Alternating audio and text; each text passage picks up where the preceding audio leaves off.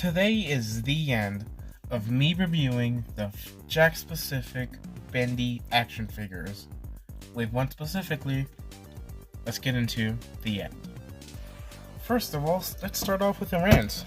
This box. This box was utterly destroyed when I got it. Mainly being that I got this online, and it did not come inside a box, just a pretty bad bag. And, yeah, it got busted up. Second of all, the price. The price of this thing is absurd. It fluctuates from the normal, from like 22 to 65. I bought this at $45. $45.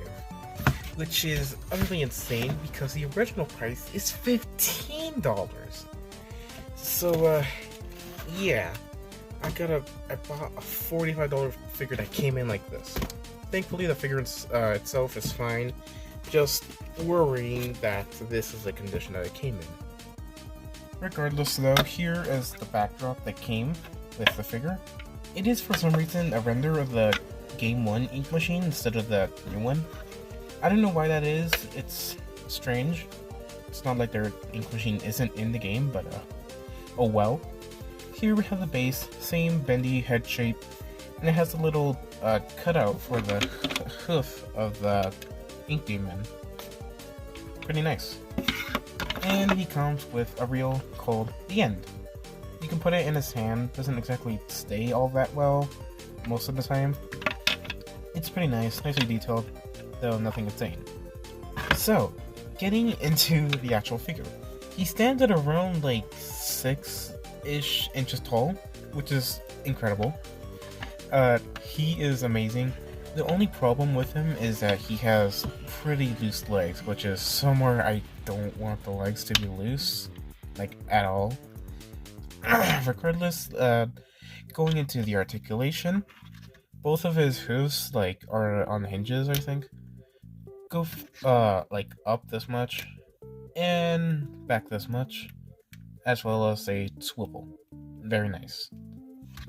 Here we have his knee, goes out this much and bends back this much. No joint here. We had part of his pelvis goes back for pretty much all the way around, which is insane. Sticks out, goes in, very nice. Same goes for the other leg. He has a ball joint in his chest, which allows him to stick up this much and bend over this much, which is pretty cool. His arms are kind of different. They both stick out. This is how high they go. And they do spin, as well as have normal hinges on the elbows, which of course spin. Different is the hands. This one is on a hinge on the hand, which spins, or the wrist. Here, the swivel is on the arm instead of the hand, so you can't really do much.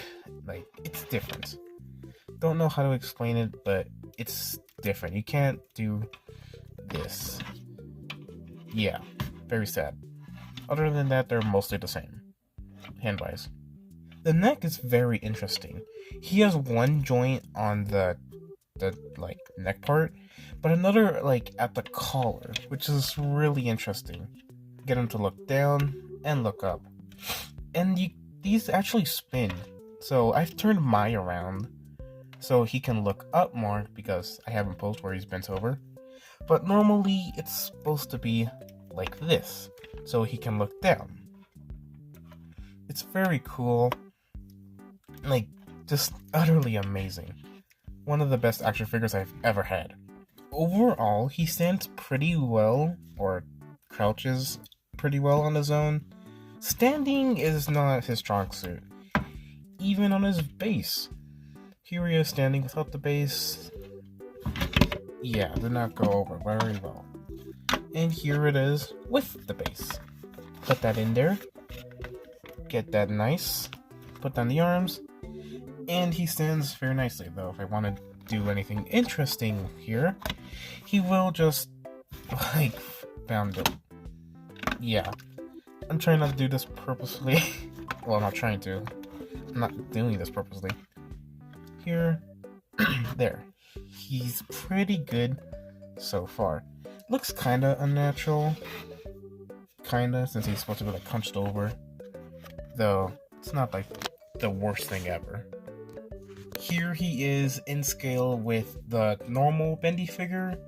As you can see, pretty significant change in height. And now here he is standing next to Audrey. Very nice scaling. I don't know if it's accurate per se, though it looks very nice when they're together. And here is how they all compare together. Again, I'm unsure if this is like in scale with the game. I know Bendy is way too big, though I'm not sure about the other two. Getting back to just the ink demon though, the paint job is very nice. The hooves are nicely painted, though they're kind of spotty. The hands are nice, though this is the smaller bit of the black joint. A little spotty here. The bow tie for some reason is incredibly dark. I don't know, I don't think it's like that in game.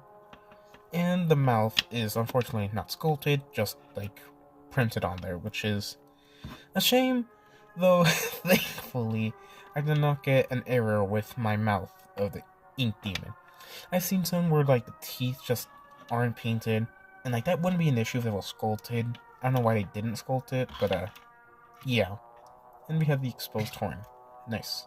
The sculpt on him is incredible, which isn't all that surprising, or really that much of a compliment, since Jakks Pacific usually takes in-game models and like makes toys out of them, as opposed to someone like Funko who just make up their own, which is sometimes cool, sometimes, most of the time, disappointing. So, yeah, no surprise that it's good.